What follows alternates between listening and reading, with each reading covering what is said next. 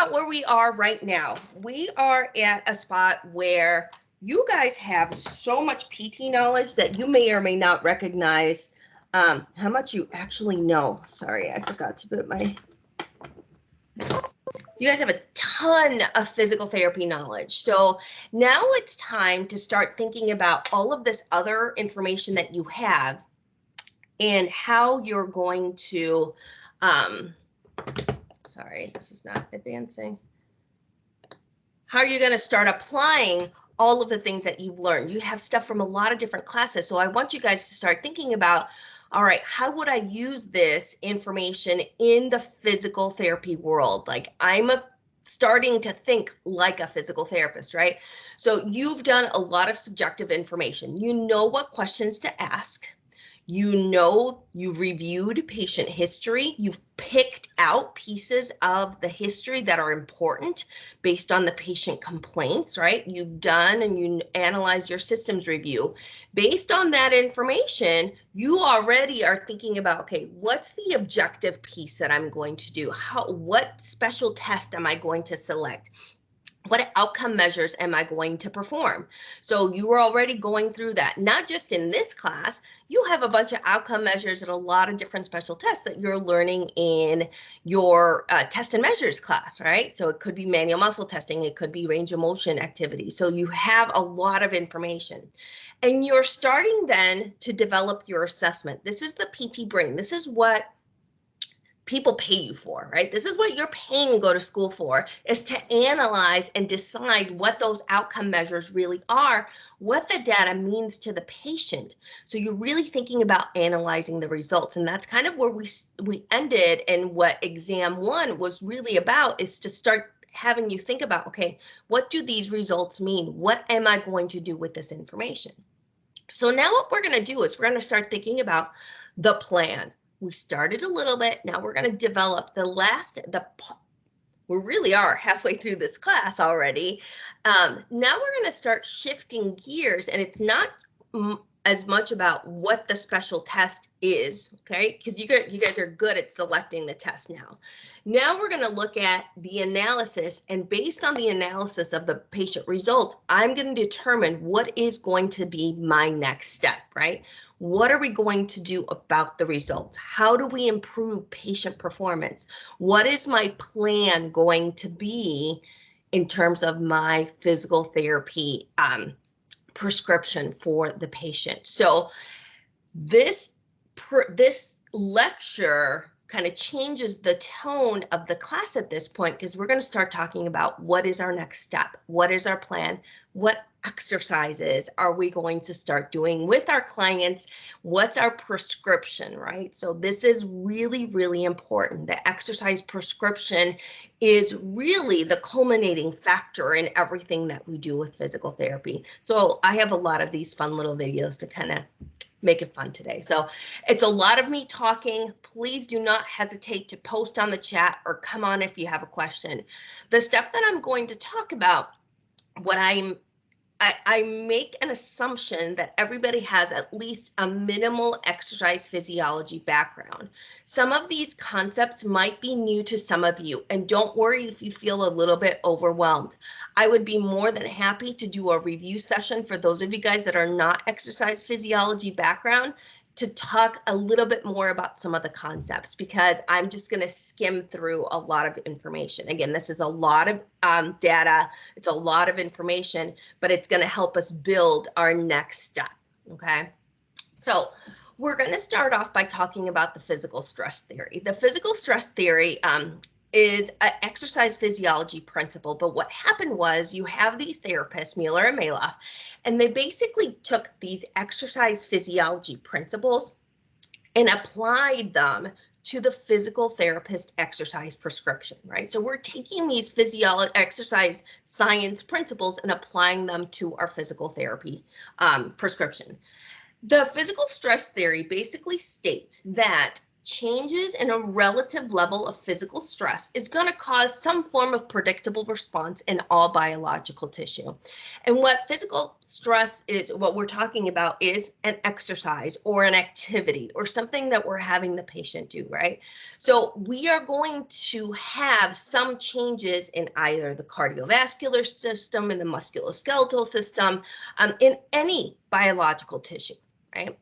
So there are three main pieces that are really, really important for you guys to remember, right? So the first one is any level of stress below maintenance level is going to cause a decreased tolerance to stress. So if you don't have enough activity, you're ultimately going to lose or atrophy, right, that any sort of gains that you've had. So that is our first concept, is atrophy. So initially, if you look at this picture, we have this individual that's nice, active, and muscular. If you don't do anything to keep that going, you're going to lose muscle mass. Okay. Pretty simple. Now, maintenance. Maintenance means that there is no change. You are still maintaining the same level of activity. You are doing the same level of walking every day. You're doing the same level of exercises every day. Yes, you're going to maintain what you have, but you're not going to make any changes whatsoever. Where we need to consider, and what we have to think about as physical therapists, is that we want to make a change in our client. They're paying us to change and improve their balance, improve their strength, improve their functional mobility, right? So we need to cause a stress, all right, that's going to exceed maintenance levels. That's going to cause an increased tissue tolerance to stress and ultimately lead to hypertrophy. Now, this is not where we're going to have all of our clients, right? Nobody's going to be Arnold. This is kind of crazy, but we want to increase that stress. We want to cause some form of change in our clients. It's not just about muscle, because these principles apply to every single exercise piece that we're talking about. Balance, cardiovascular changes. So we have to consider a couple of different pieces. So the physical stress theory has these 5 basic principles, and this is important. These principles are going to come up the rest of the semester. You have to know this. Put a star and highlight this, okay? So the first principle is that overload or intensity, right? This is probably the most important one. Basically, this principle says that a tissue has to be exposed to a load that is not normally exposed to improve function. And this is applied to everything: aerobic or capacity or endurance training, balance and flexibility, strength, resistance training, any component or any activity that we're doing with our client, we want to have the appropriate intensity. Second piece is specificity. This is probably the next important one. The specificity principle states that training is only going to improve on those parts of the body that are being trained. What this implies is that to become better at a particular exercise or skill, you actually have to perform that exercise or the skill. So let me give you a patient scenario. Our patient could only perform 2 sit-to-stands in 30 seconds. So we know that the patient has lower extremity weakness. They need minimal assist to get up from a chair. They're having a hard time, right? So part of our therapy goal is we want to increase lower extremity strength so they are able to improve that sit-to-stand skill. However, if you don't utilize the actual sit-to-stand skill to help with improving that sit-to-stand, the patient won't get better. You can do all sorts of strengthening exercises, but you have to have and incorporate the part, that sit to stand skill, to get better. Same thing with going upstairs. Same thing with improving bed mobility. You have somebody that's max assist for bed mobility, where I want to make sure, yes, I'm going to do strength training, I'm going to do flexibility, I'm going to do all these things, but to improve bed mobility, I want to do bed mobility tasks. And that's an exercise. That's an activity. Does that make sense? Okay, good. The next component is progression. This is, again, very, very important, because you have to prescribe an optimal dose of exercise as soon as possible, and continue to steadily progress that intensity level to perform overloads, to provide that overload stimulus so the patient continues to get better. If you don't change what you're doing, the patient is going to be at that maintenance level and there's going to be absolutely no change. And that's not what we want. So part of the things that we're doing as a physical therapist, right, is we're analyzing how the patient is tolerating the activity based on the intensity. I have developed an exercise plan that not only addresses multiple components. I'm going to address the specificity in terms of functional mobility. Then I'm always addressing progression, right? How am I going to change this the next time, or currently, how am I going to change this right now, right? You never want to progress too quick. You never want to progress too slowly, but that's part of our PT brain. We're analyzing all of this stuff as we're watching our patients perform the task, perform the activities. The final two principles are recuperation and recovery. So you can't rush training. You need to allow the body to adapt. So you can't do the same sort of strength training and the same body part day after day after day. That's going to injure the individual. And then the use or disuse. Basically, you're going to use it or lose it. You want to balance between that stress and rest. So how do we do this? Well, oftentimes, let's say your patient's in an inpatient rehab hospital, and I see the patient twice a day as a physical therapist. I see the patient in the morning and in the afternoon. My morning session is going to be very different than my afternoon session because I want to consider that recuperation, recovery, and disuse. I might focus on strengthening in the morning and then think about the specificity part and do functional training in the afternoon. Still exercise, still activity, but I'm going to address these different things with my patient. Okay. Any questions on these? All right.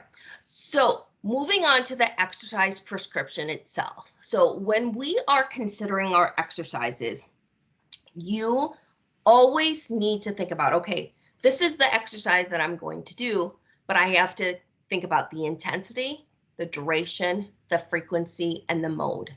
This principle has been kind of modified and changed. It's the exact same thing, but some of you guys have heard of FIT, right?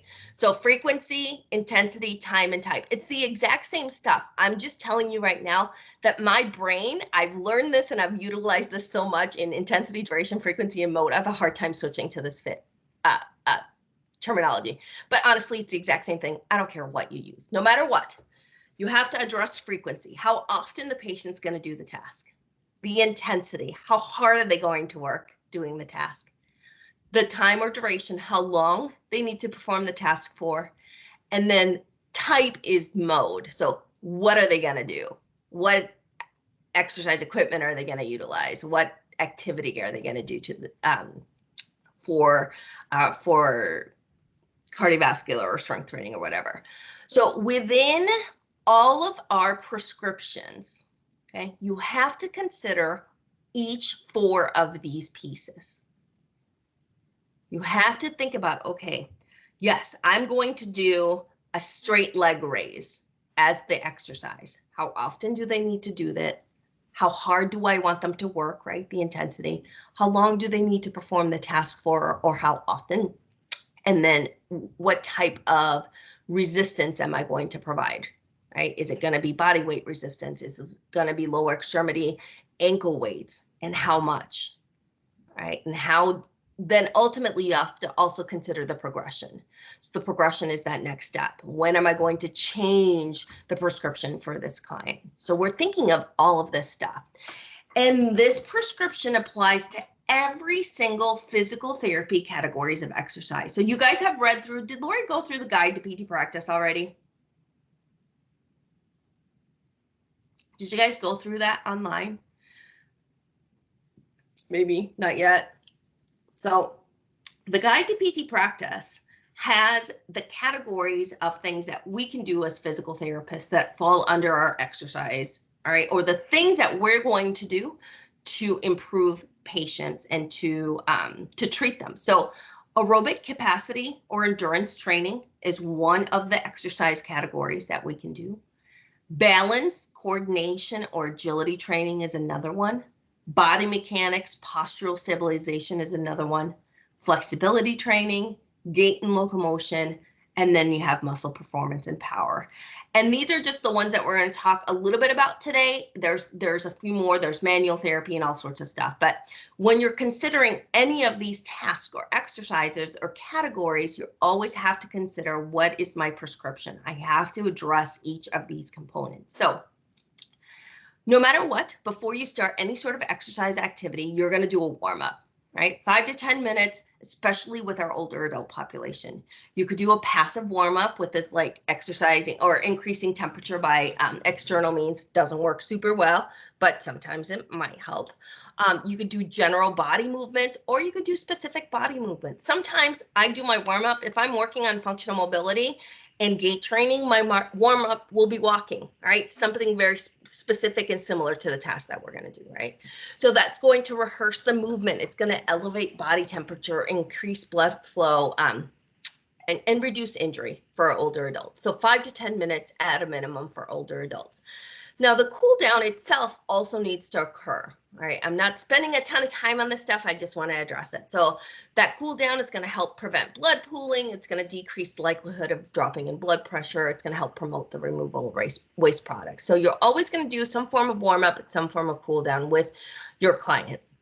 So now what I want to talk about is each one of our exercise categories, what our prescription should be, what the evidence is, right, and how we're going to start modifying and addressing each one of these components. So the one thing that I want you guys to always remember is that oftentimes in the clinic, therapists are not pushing their patients hard enough. Okay? I want you guys to think about right now, you're going to go walk into a skilled nursing facility and you have a patient that's in the subacute environment and you have him do just seated long arc quads, seated knee extensions. How many of those are you going to have the patient do? What's your standard prescription that you think of?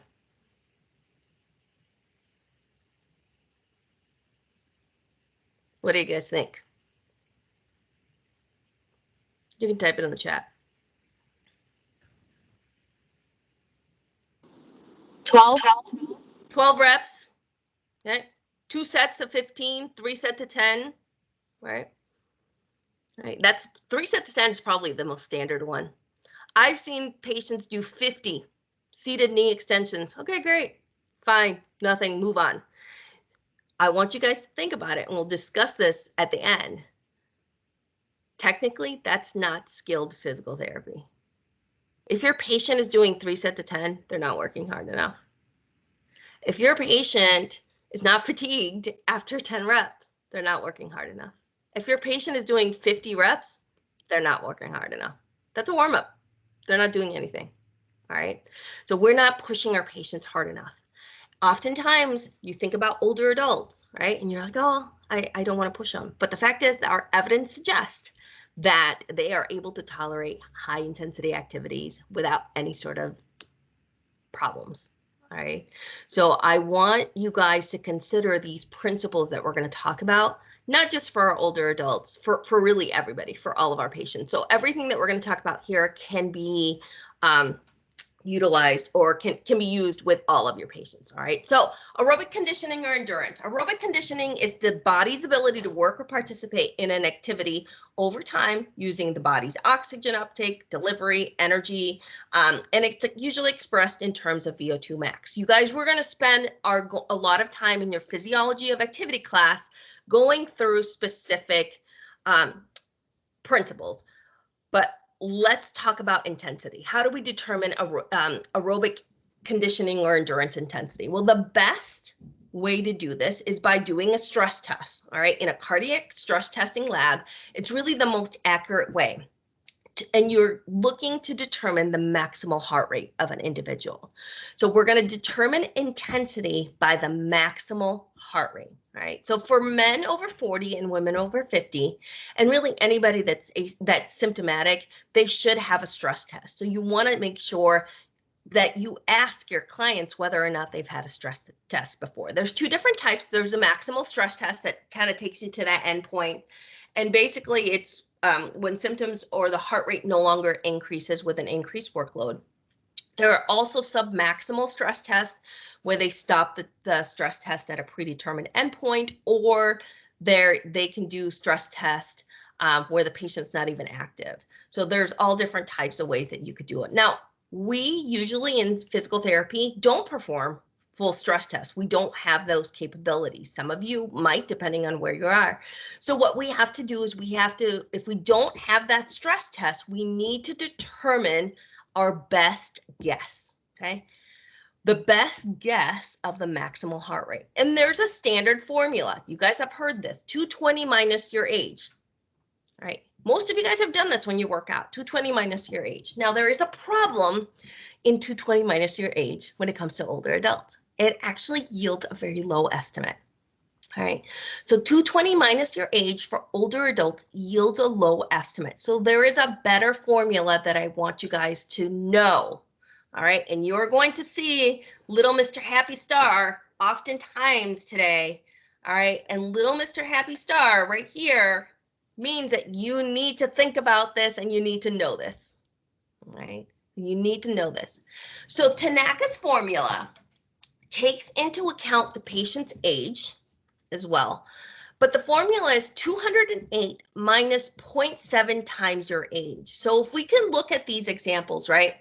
For a 25-year-old, if you use the standard 220 minus your age, for that 25-year-old, your max estimated heart rate is 195 beats per minute.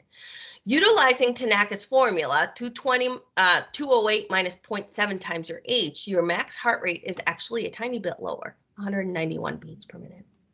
But it's much more accurate.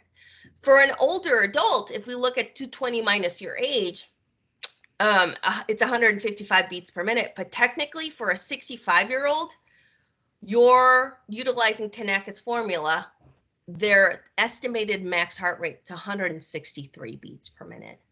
Okay? So this is my max heart rate. That's where I'm going to utilize to determine how hard I want my client to look at. So Tanaka's formula is the best thing to utilize for our older adults, right? This is going to yield the best estimate for our older adults. So what I'm going to do now is I'm going to determine the patient's target heart rate by multiplying the intensity that I want them to work at by that target heart rate. So if I want my 25-year-old to work at 75%, right, then I'm just going to multiply that 191 by 75%. And I want my patient's target heart rate to be 143 beats per minute. So 75% is that high intensity, all right? It's a pretty high intensity. So working at, when I'm doing any sort of aerobic activities with my patient, I'm going to be monitoring their heart rate, and I want them to reach that 143 and stay at that target heart rate. Okay. Now, this is again very standard and easy formula to utilize. There is a much better way to get much more accurate target heart rate results. Okay. And that is by utilizing the Karvonen formula when we're looking at target heart rate. The Karvonen formula, honestly, you guys, this is the most math I'll ever make you do. The Karvonen formula looks at and takes into account the patient's heart rate at rest. So the Karvonen formula, this is the method that I want you guys to utilize when you're determining max heart rate for your clients. So when you're determining target heart rate for your clients. So if I want my patient's target heart rate to be, right? So I'm going to take the exercise intensity that I want my patients to work at, multiply that by the heart rate reserve, and then add the heart rate at rest.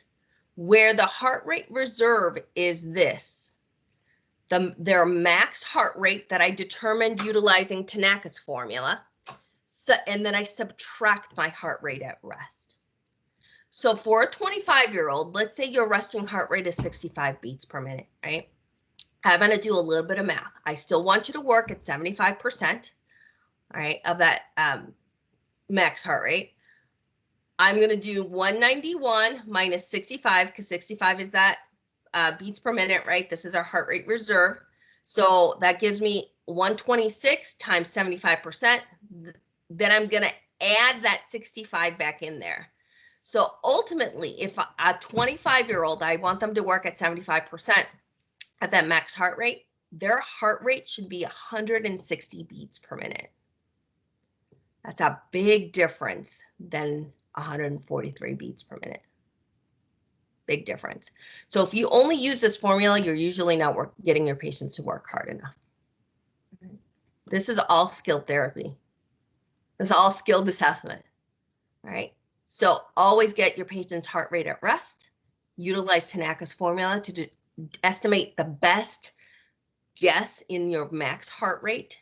And then you're going to utilize the Carbone method to determine what your actual target heart rate is going to be for a client. Any questions on that?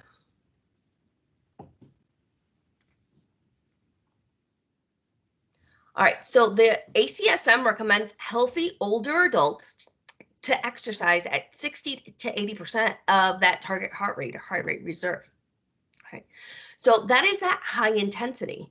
Now, for some diagnoses, right, and for some individuals that have multiple comorbidities, you can use lower exercise intensities, right? It's okay to start at 40%, as long as you do something and that you continue to progress, right?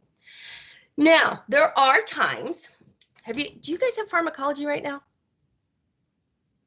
Have you gone through beta blockers yet? Yeah, what do beta blockers do to heart rate response?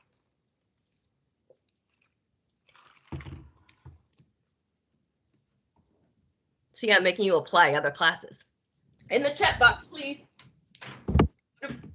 Or comment or come on up. What do beta blockers do to the heart rate? Decrease the heart rate response. It what? Decreases the heart rate response. Exactly, right? It blunts that heart rate response. So if you have a patient that's on beta blockers, target heart rate, not going to work.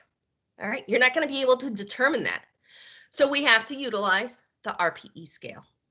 All right, so the RPE scale is widely utilized in clinical settings, and it is a great way to prescribe exercise intensity for our clients.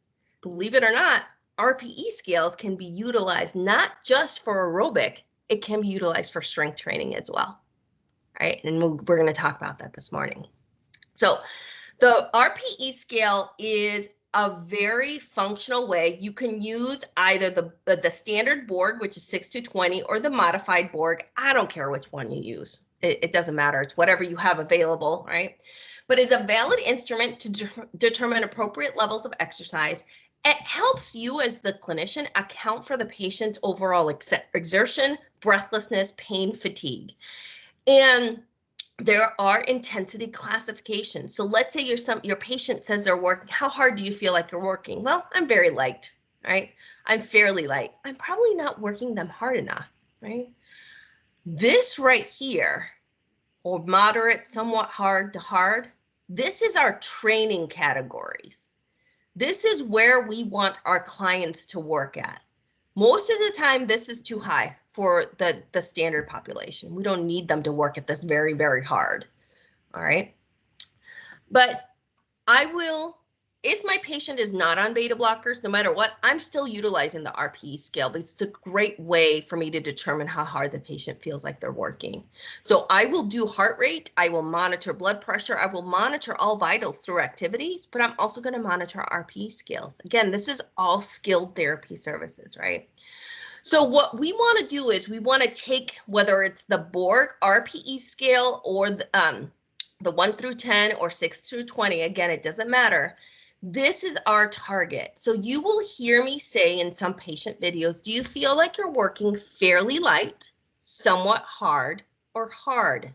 Because those are easy words for my patients to understand. Even my patients with dementia. Are you working somewhat hard to hard?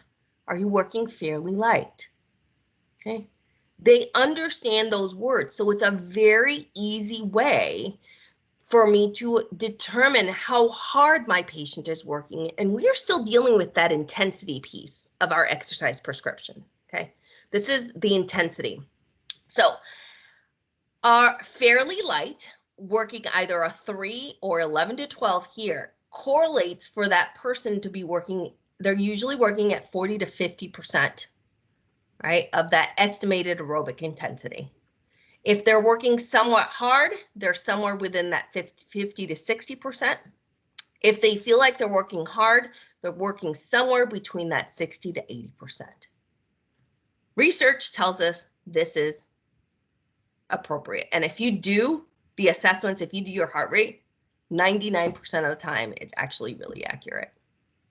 All right, so you can tell how hard the patient is working. So this is our target intensity when it comes to aerobic. Questions on intensity. I know that was a lot of stuff really quick. All right, moving on. How long, right? Duration or time. Our guidelines, both ACSM and AHA, tell us that for older adults, aerobic activity needs to include or occur for 30 to 40 minutes, but you can begin whatever is tolerated. 30 to 40 minutes, but begin where it's tolerated.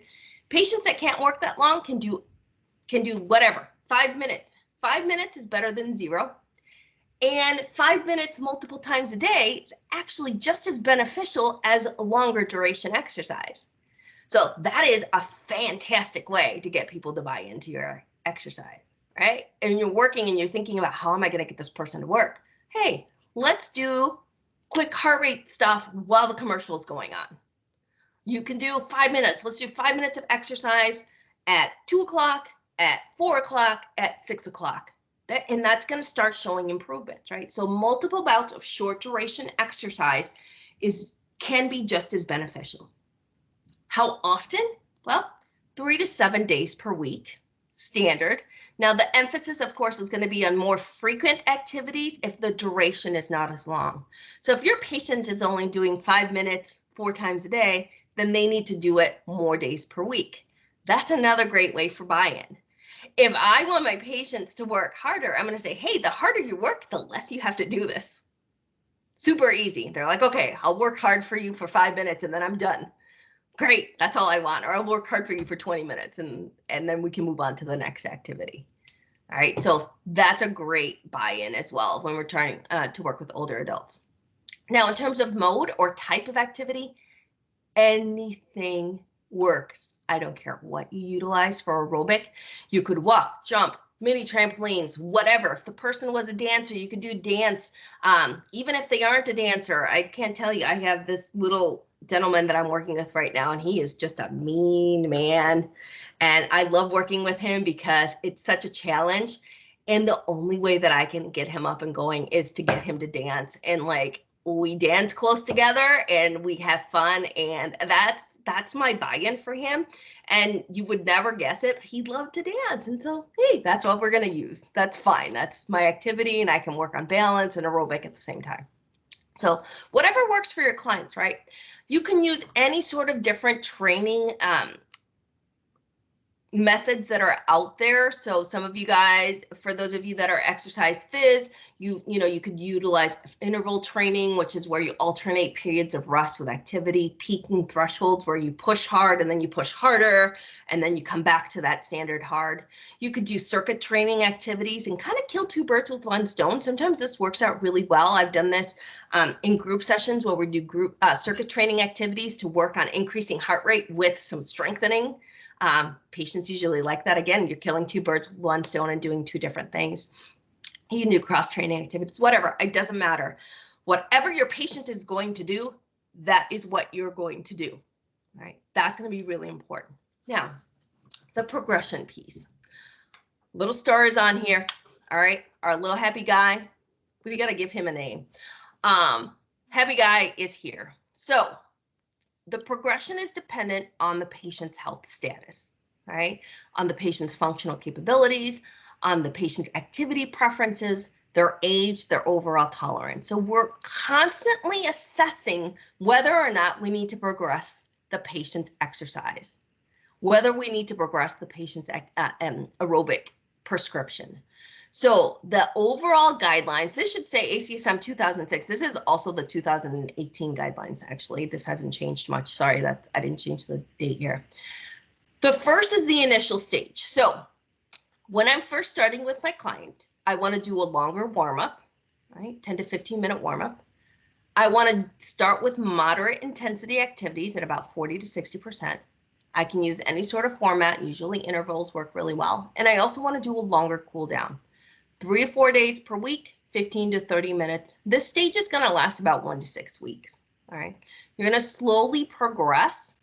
Once they've tolerated this, right, you're progressing from that 40 to 60. So you might start at 40, see how they tolerate, and move up to that 60%. Now we're going to move on to our next stage, which is our improvement stage. At this point, the patient is working hard enough that the warm up and the cool down can be decreased to 5 to 10 minutes. Then I'm going to increase that intensity and now work a little bit harder, somewhere between 60 to 85%. 3 to 5 days per week, 25 to 40 minutes. Again, the harder you work, the less time you need to spend doing that. And then you can move on to your overall maintenance stage. So warm up, cool down are a little bit shorter, 3 to 5 days per week. The intensity tends to be a little bit higher. But you're constantly analyzing this maintenance stage and determining whether or not I need to change things up. Do I need to modify my the patient's exercise prescription? All right. So ACSM guidelines. So what can we do? What are the gains with aerobic conditioning? You can improve functional mobility, maintenance. You can maintain patients' independency, improve quality of life, improve muscle performance, improve sleep. Aerobic exercise improves sleep. Fitness training programs are going to enhance cognition, positive effects on glucose tolerance. So there's all sorts of different evidence. I'm not going to read through all of these evidence slides. They're there for you for your benefits. And again, those are helpful for buy-in for your patients, right? So questions on aerobic.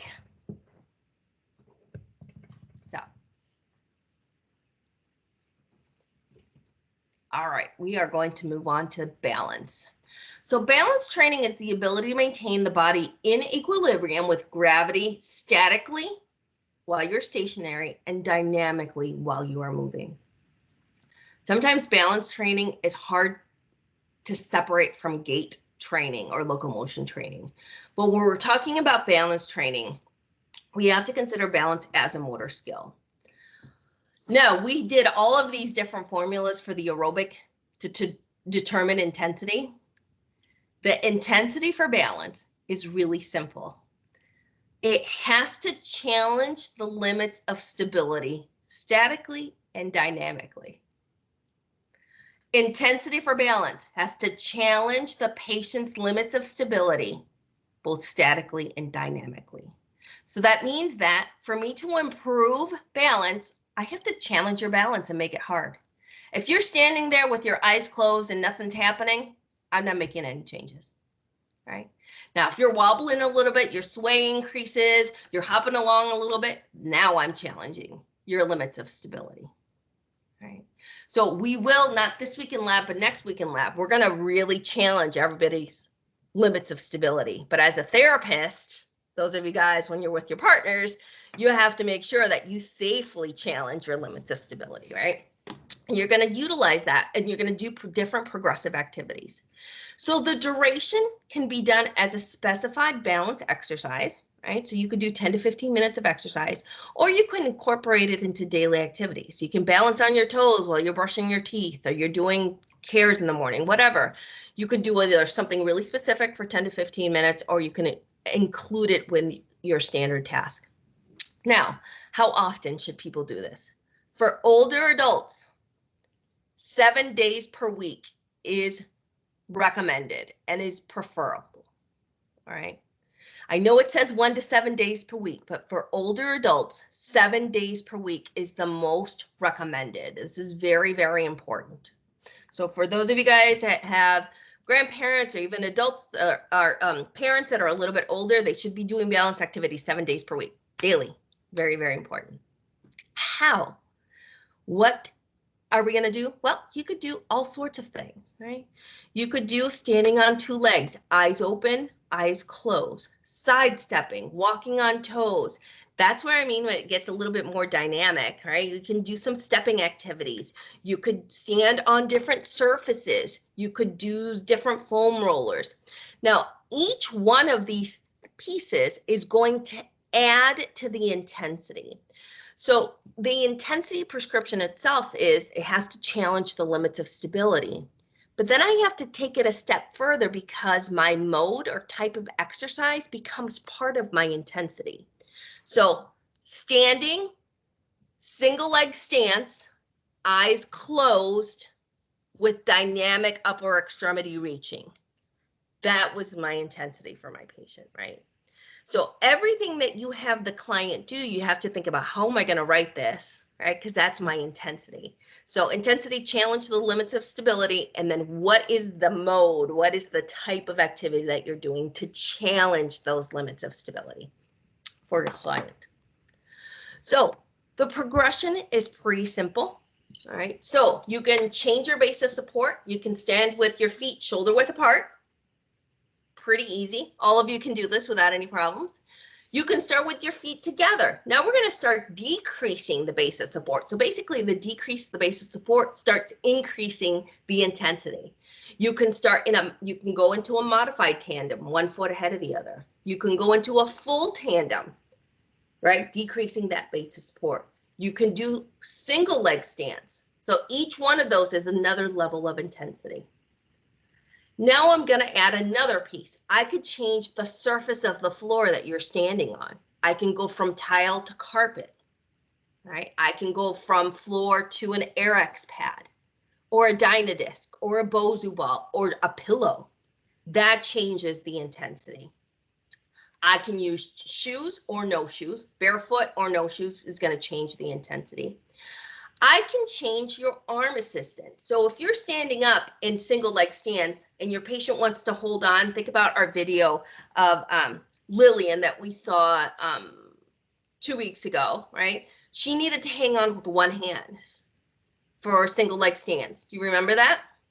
So my next step for her would be, instead of hanging on with her whole hand, can she hang on with 2 fingers? Can she hang on with 2 fingers underneath a desk? Can she hang on with 1 finger? Can she do without hands? All right, 2 hands to 1 hand to 1 finger. Each one of those makes it a little bit harder, a little bit, the intensity changes a bit. Eyes open and eyes closed changes the intensity. Moving your head changes the intensity.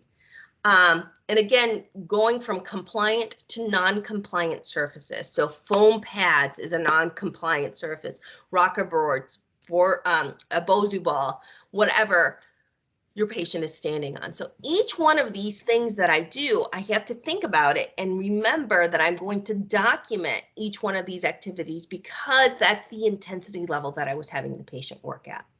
Now, in the PT world and in your clinic, you're going to make your patient work a little bit harder than what you would have them do at home.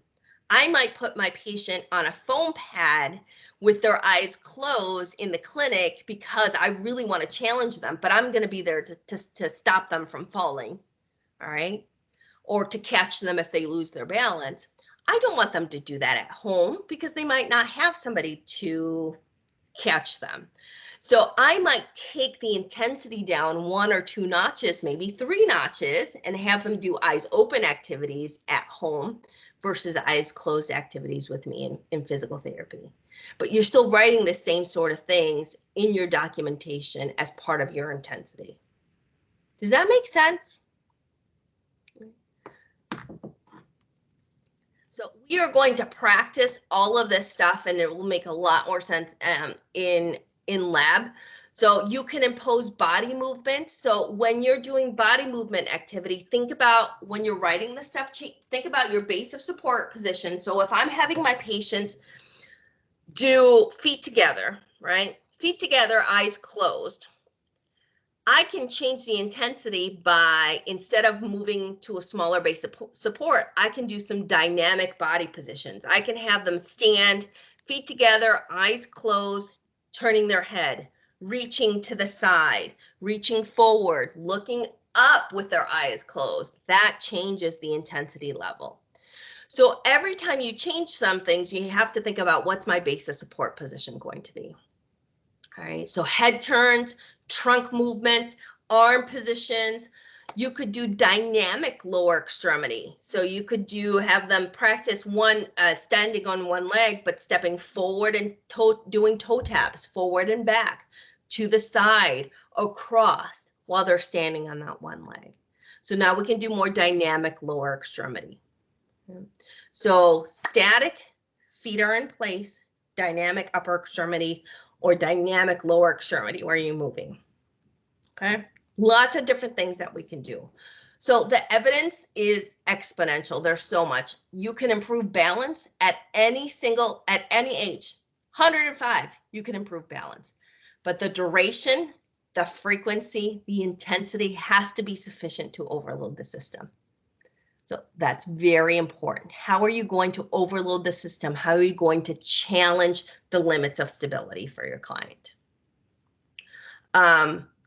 Significant reduction in falls with any sort of balance training. And again, no matter what, you want to make sure that you can improve strength, and that might have an impact on balance, but balance is not going to improve unless you do balance training. Right? That's that specificity component. Tai Chi is a great exercise for older adults. There's a ton of evidence out there to improve balance, improve postural stability, improve strength actually as well. So it's a great exercise, and I use a lot of Tai Chi strategies in my exercise. I use a lot of these things. So how you guys doing? Hanging in there with me? Other things that I want you guys to consider: dynamic balance, performance. Strong ankles and strong knees are very important, right? You need to have good knee strength. You need to have good ankle strength, especially for older adults. We look at research tells us that Berg itself is actually 57% of it is related to ankle dorsiflexion strength and range of motion. That's kind of crazy. Timed up and go 48%, 13% for functional reach.